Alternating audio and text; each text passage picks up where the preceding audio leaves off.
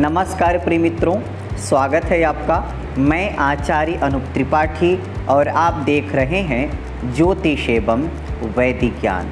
मित्रों, सबसे पहले आप सभी को दीपावली की बहुत बहुत शुभकामनाएं। दीपावली में दो शब्द हैं, दीप धन आवली। दीपावली में जो दीप शब्द का अर्थ है वह दीपक से है और आवली शब्द का अर्थ श्रेणी, क्रम, श्रृंखला से है। अर्थात जब कभी दीपों को एक समूह में सजाया जाता है, क्रमबद्धता से सजाया जाता है, उसी का नाम दीपावली है।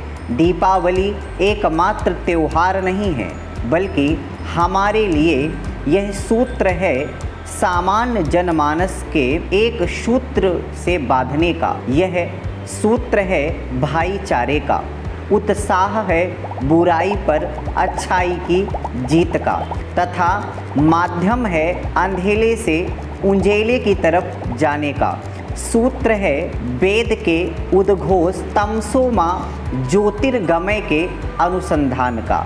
यह त्यौहार अर्वाचीन नहीं है, अपितु बड़ा ही प्राचीन है। इसका संबंध त्रेता में भगवान श्री राम से है, तो वहीं द्वापर में भगवान श्री कृष्ण से है।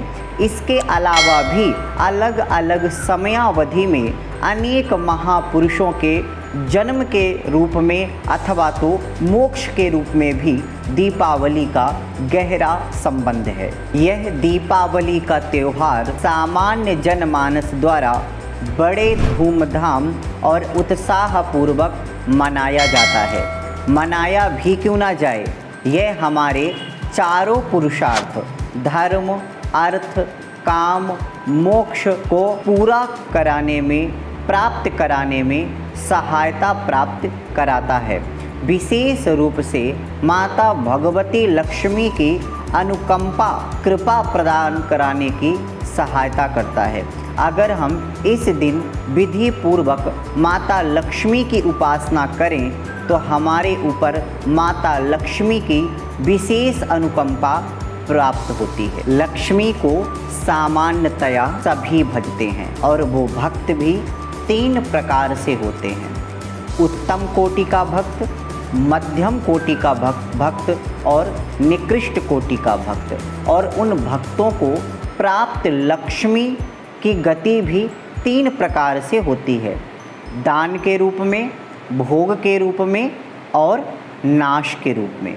अर्थात नाश हो जाती है लक्ष्मी। अब जो उत्तम कोटि का भक्त है वह लक्ष्मी को पुत्री के रूप में मानता है। अर्थात वह यह सदैव याद रखता है कि लक्ष्मी हमारी पुत्री के रूप में है, मतलब इस पे हमारा अधिकार नहीं है, हमें सिर्फ इसका पालन पोषण करना है।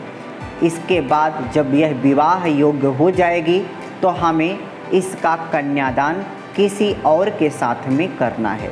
यह उत्तम प्रकृति का भक्त होता है और लक्ष्मी का पूर्ण सदुपयोग करता है और लक्ष्मी को धर्म के कार्य पे खर्च करता है और उस दान इत्यादि दे करके उसका सदुपयोग करता रहता है। जो दूसरे नंबर का भक्त है, यानी जो धन को, लक्ष्मी को माँ के रूप में मानता है, वह लक्ष्मी से सेवा लेता भी है, यानी भोग करता है, और जब समय आता है तो उसको धार्मिक कार्यों में भी खर्चा करता है। जैसे शिशु की माँ भी सेवा करती है और वह शिशु जब बड़ा हो जाता है तो माँ की भी सेवा करता है। लेकिन जो निकृष्ट अधम कोटि का भक्त होता है वह लक्ष्मी को पत्नी के रूप में मानता है, अर्थात अपने आप को लक्ष्मी का स्वामी और मालिक मानता है। इनके जो स्वामी हैं, इनके जो मालिक हैं, वे साक्षात नारायण हैं। अब नारायण इनके पति हैं और यह अधम भक्त लक्ष्मी को, अपने आप को उनका मालिक मानता है। परिणाम स्वरूप लक्ष्मी का विनाश हो जाता है, क्योंकि कोई साधारण पति भी अपनी पत्नी के लिए दूसरे मालिक को बर्दाश्त नहीं करता है। इसीलिए लक्ष्मी की उपासना नारायण के सहित लक्ष्मी नारायण समझ करके करनी चाहिए, क्योंकि अगर वे नारायण के साथ आएंगी तो आपके घर में ठहरेंगी, वो गरुड़ पे सवार होकर के आएंगी। अगर आपने अकेले लक्ष्मी को भजा या मांगा तो लक्ष्मी स्तोय तरंग भंग चपला, लक्ष्मी बड़ी ही चपल हैं, चंचल हैं, उल्लू पर सवार होकर के आएंगी, अकेले आएंगी। और जैसे उल्लू को दिन में दिखाई नहीं देता है, उसी प्रकार लक्ष्मी तो प्राप्त होगी, लेकिन हमारी समझ रूपी आँखें और विवेक रूपी आँखें नहीं रहेंगी, जिसके कारण उसी धन से हमारा सर्वनाश हो जाएगा और हमें उस धन के मद में मदान्ध हो करके अपना ही अनहित कर बैठेंगे। इसलिए हमें सदैव ही लक्ष्मी को नारायण के सहित पूजना चाहिए, जिससे कि वो आपके घर में सदैव हमेशा के लिए स्थिर हो जाएं, रुक जाएं और लक्ष्मी नारायण की कृपा हम पर हमेशा के लिए हो जाए। अब यहाँ दो प्रश्न उठते हैं, लक्ष्मी की उपासना हमें कब करनी है और कैसे करनी है। तो सबसे पहले इसका जवाब जान लेते हैं कि कब करनी है। तो दीपावली के दिन हमें लक्ष्मी की विशेष उपासना करनी है। तो दीपावली 4 नवंबर 2021 कार्तिक कृष्ण अमावस्या गुरुवार को है। और इस दिन किस मुहूर्त में हमें लक्ष्मी का पूजन करना चाहिए, इसके लिए हमें दीपावली के दिन अर्थात 4 नवंबर के पंचांग इत्यादि को देखना चाहिए। तो चलिए आज का पंचांग यानी 4 नवंबर 2021 का पंचांग देख लेते हैं। पंचांग में 5 अंग होते हैं, तिथि, वार, नक्षत्र, योग और कर्ण। तो सबसे पहले तिथि की बात करते हैं।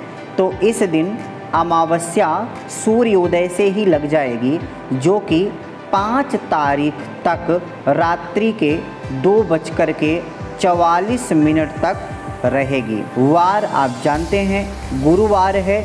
नक्षत्र 7:43 से स्वाति नक्षत्र लग जाएगा, जो कि 5 तारीख के 5:08 सुबह तक रहेगा। योग की बात करें तो 11:11 से आयुष्मान योग लग जाएगा। कर्ण 4:25 शाम से नाग कर्ण लग जाएगा। अब इस दिन इस पंचांग में हमें किस समय दीपावली का विशेष पूजन लक्ष्मी प्राप्ति के लिए करना चाहिए, सबसे पहले यह जान लेते हैं। तो एक सूत्र है, प्रदोष समये राजन कर्तव्या दीपमालिका, प्रदोष समये लक्ष्मीं पूजयित्वा। अर्थात हमें प्रदोष के समय लक्ष्मी का पूजन करना चाहिए। इसके साथ में स्थिर लग्न अर्थात वृष लग्न में हमें लक्ष्मी की उपासना करनी चाहिए, जिससे कि हमेशा के लिए लक्ष्मी में स्थिरत्व आ जाता है हमारे घर के लिए। तो चलिए यह देख लेते हैं कि प्रदोष काल कब से कब तक है और स्थिर लग्न हमें 4 नवंबर 2021 दीपावली के दिन कब प्राप्त हो रहा है, वृष लग्न कब प्राप्त हो रहा है। प्रदोष का समय नोट कर लें, 5:47 शाम से 8:20 रात तक है तथा स्थिर लग्न वृष लग्न 6:24 से 8:23 रात्रि तक है। आप यह समझ लीजिए कि अब आपको इस समय के अंदर ही लक्ष्मी का पूजन करना है। तो हम आपको सीधे सीधे बता देते हैं कि आपको कितने बजे से कितने बजे तक पूजन करना आपके लिए अत्यंत शुभ रहने वाला है। तो 6:24 से लेकर के शाम के 8:20 रात्रि तक अत्यंत शुभ मुहूर्त है। इसी समय आपको प्रदोष काल में माता लक्ष्मी का परिवार के सहित बड़े ही भक्ति भाव से पूजन करना चाहिए। इसी के साथ में एक मुहूर्त और होता है जो निशीत काल का मुहूर्त कहा जाता है, और इस समय विशेष भक्त माता लक्ष्मी की विशेष उपासना करते हैं। तो निशीत काल का मुहूर्त भी हम देख लेते हैं। क्योंकि अर्धरात्रि भ्रमत्येव लक्ष्मीं राश्रयितुं गृहान्, आधी रात को लक्ष्मी हर घर में जाकर के ठहरने जैसे घर को तलाशती हैं, और उनमें से अगर हमारा घर भी उनके रहने जैसा है तो हमेशा के लिए हमारे घर में बस जाती हैं। इसलिए निशीत काल का पूजन हमें अवश्य करना चाहिए। तो 11:45 रात्रि से 12:36 रात्रि तक निशीत काल का मुहूर्त प्राप्त है। और निशीत काल में भी सिंह लग्न, स्थिर लग्न देखी जाती है। तो हमने आपको सरल शब्दों में बता दिया कि 11:45 से 12:36 के भीतर आपको निशीत काल का पूजन करना चाहिए।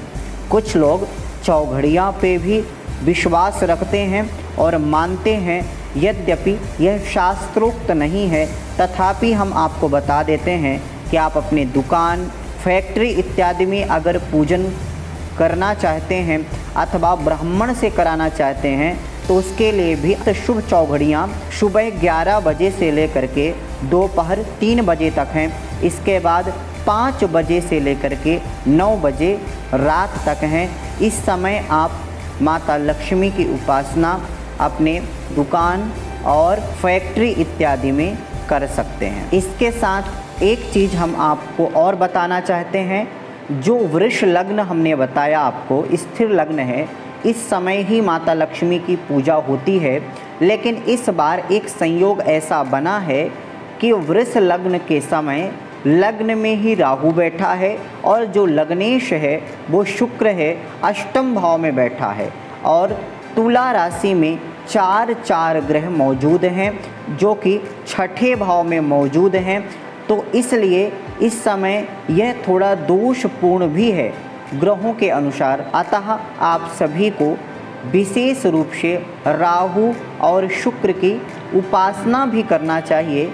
कुछ ना कर सकें तो राहु के मंत्रों का जप, शुक्र के मंत्र का जप करने से वो जो समय आपको हमने बताया उसका कोई भी दोष आपको नहीं लगेगा। इसके अलावा निशीत काल के समय अथवा तो प्रदोष के समय जब भी आप करना चाहें, आप परिवार के सहित लक्ष्मी पूजन करने के बाद एक विशेष विधि हम आपको बता देते हैं, जिसको करने से साल भर लक्ष्मी की कृपा आप सबके परिवार के ऊपर और आपके ऊपर साल भर बनी रहेगी। तो सबसे पहले आप उसकी सामग्री नोट कर लीजिए। इस सामग्री को आपको पहले ही घर में मंगा लेनी है और इस सामग्री को मंगा करके आपको लक्ष्मी की जो विशेष विधि हम बताने वाले हैं उसके अनुसार, उस विधि के अनुसार आपको माता लक्ष्मी का पूजन करना है। तो सामग्री नोट करें।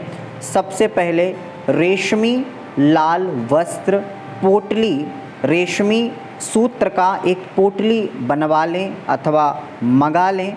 कमल का एक फूल, कमल गट्टा, 8 कमल गट्टे, केसर, चावल पीला, सुपारी, चांदी का सिक्का, काली हल्दी, गोमती चक्र, कौड़ी, मोती और एकाक्षी नारियल, जटामासी, सूखा आंवला, भोजपत्र, कपूर, रक्त चंदन, श्री यंत्र छोटा और लाल गुंजा, थोड़ा सा गुलाल और कुछ पैसे। इन सारे सामान को एकत्रित करके, सामग्री को एकत्रित करने के बाद, अपनी पूजन करने के बाद उसी पटे पे जहां आपने पूजन किया है लक्ष्मी का, उत्तराभिमुख होकर के बैठ जाएं और घी का दीपक जला लें। इसके बाद आचमन करें, अपने आप को पवित्र करें, संकल्प करें, लाल आसन में बैठ जाएं। इसके बाद में आप सामने एक कलश रखें, उसका पूजन करें और उस कलश में एकाक्षी नारियल रखें। नारियल एकाक्षी ही लेना है और इसके बाद में आपको कलश का पूरा पूजन करना है, पंचोपचार उसमें सारी सामग्रियों को डाल करके। इसके बाद अष्ट महालक्ष्मी का ध्यान करना है। हमने 8 कमल गट्टे बताए हैं, उस एक कमल गट्टे को ले करके चावल के सहित उस कलश का जो एकाक्षी नारियल है कलश के ऊपर आपने रखा है उस पे छोड़ना है और अष्ट महालक्ष्मी का उसमें आह्वान करना है। मंत्र हम आपको बता देते हैं।